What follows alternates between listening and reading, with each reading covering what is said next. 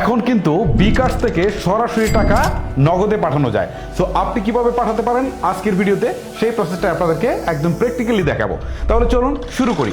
প্রথমে দেখেন আমি বিকাশের অ্যাপে চলে আসছি। আপনারা জাস্ট বিকাশের অ্যাপে চলে আসবেন। জাস্ট এইখানে হচ্ছে আপনারা লগ ইন করে নেবেন, তারপর একটু স্ক্রল করে নিচের দিকে আসবেন। ওকে, তারপর এখানে অন্যান্য সেবাসমূহ দেখতে পারবেন, এইটাকে ডাইনে সোয়াপ করবেন। তারপর হচ্ছে এনপিএসবি করে একটা অপশন আছে, দেখেন এনপিএসবি। ওকে, এখানে ক্লিক করবেন। ক্লিক করার পর এখানে দেখেন এমএফএস অ্যাকাউন্ট, ঠিক আছে, দেখেন এমএফএস অ্যাকাউন্ট, এখানে জাস্ট হচ্ছে ক্লিক করবেন।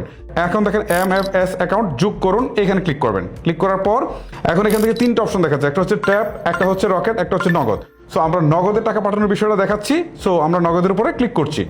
ক্লিক করার পর এখান থেকে আমাদেরকে বলছে জাস্ট ফেস স্ক্যান করতে। ওকে, সো এই যে নিচের দিকে অপশন আছে শুরু করুন, এটার পাশে তীর চিহ্ন আছে, এখানে ক্লিক দিচ্ছি। দেওয়ার পর এই যে এখন আমাদের ইনস্ট্রাকশন অনুযায়ী ফেসটাকে, মানে ওরা যেভাবে বলে সেভাবে ফেসটাকে প্রেজেন্ট করতে হবে। এই যে মাথা উপরে তুলুন, উপরে তুললাম, তারপরে মাথা নিচু করুন। এখন মাথা নিচু করতে বলছে, এই যে মাথা নিচু করলাম। এখন বলছে ক্যামেরার দিকে স্থির থাকতে। কাজটা শেষ, এখন প্রক্রিয়াধীন অবস্থায় আছে, দেখি। এই যে বলছে আপনার চেহারা যাচাই সফল হয়েছে। সো তাদের ইনস্ট্রাকশন অনুযায়ী এই কাজটুকু করে নেবেন। তারপর এই গেজানের পাশের তীর চিহ্ন আছে, এখানে ক্লিক করবেন।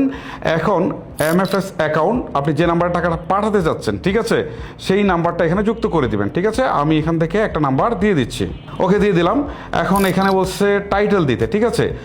এই টাইটেলের ক্ষেত্রে আপনি আসলে যার অ্যাকাউন্টে টাকাটা পাঠাচ্ছেন তার নামটা দিয়ে দিবেন। ঠিক আছে, আমি দিয়ে দিচ্ছি, দিয়ে দিলাম। এখন এগেজনের পাশে আবার তীর চিহ্ন আছে, এখানে ক্লিক করে দিচ্ছি।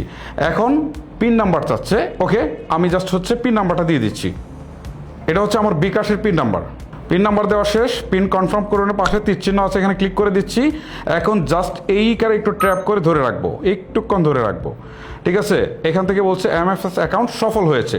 সো আমাদের কাজ কিন্তু শেষ হয় নাই, জাস্ট এমএফএস অ্যাকাউন্টটা তৈরি হয়েছে। এখন আমরা হোমে দিয়ে ব্যাক করে ফিরে আসবো। ওকে, সো আমাদেরকে কাজটা করতে হবে, আবারও এই এনপিএসবিতে যেতে হবে। মানে এতক্ষণ কিন্তু আমরা টাকা পাঠাই নাই, জাস্ট হচ্ছে আমরা ফেস ক্যামটা বা এমএফএস অ্যাকাউন্টটা যুক্ত করেছি।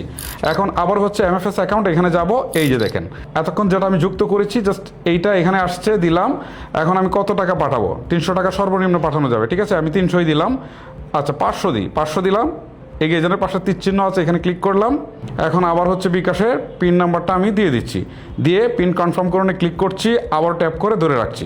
ঠিক আছে, এই যে দেখেন এখান থেকে বলছে যে ট্রান্সফার সফল হয়েছে। ওকে, সো এই হচ্ছে মূলত বিষয়, এভাবে টাকা পাঠাতে পারবেন। এখন প্রশ্ন হচ্ছে যে আমি তো একজনকে অ্যাড করলাম, একজনকে পাঠালাম, এখন যদি অন্য আরও লোকজনকে আমি পাঠাতে চাই কি করব? আচ্ছা, এটাও দেখাই। এই যে হোমে ব্যাক করে ফিরে আসুন, এখানে গিয়ে আবারও মূল ইন্টারফেসে যাচ্ছি, এনপিএসবি এখানে যাচ্ছি।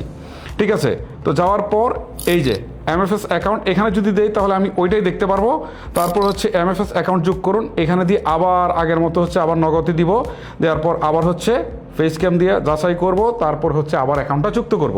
এভাবে যুক্ত করেই কিন্তু পাঠাতে হবে। এই হচ্ছে মূলত প্রসেস। এখন আমি আপনাদেরকে একটু প্র্যাকটিক্যালি দেখাই যে আমি যে নগদ অ্যাকাউন্টে টাকাটা পাঠিয়েছি সেখানে গিয়েছে কিনা। ওকে, সো আমি বিকাশ থেকে বেরিয়ে যাচ্ছি, অলরেডি নগদে চলে আসছি। সো এখন যদি আমি এই ট্রানজ্যাকশনে যাই তাহলে এখানে আপনারা দেখতে পারবেন, এই যে দেখেন আদার্স এমএফএস টু নগদ, দেখেন এখানে 500 টাকা যেটা পাঠিয়েছিলাম চলে আসছে। এই হচ্ছে মূলত বিষয়। এইভাবে কিন্তু আপনারা খুব সহজেই বিকাশ থেকে নগদে টাকা পাঠাতে পারবেন। গাইস, ভিডিওটা লেন্দি করছি না, এখানে শেষ করছি। আজকের মতো আমি হিমেল বিদায় নিচ্ছি। এরকম প্রয়োজনীয় ভিডিওগুলো নিয়ে দেখা হবে আপনাদের সাথে।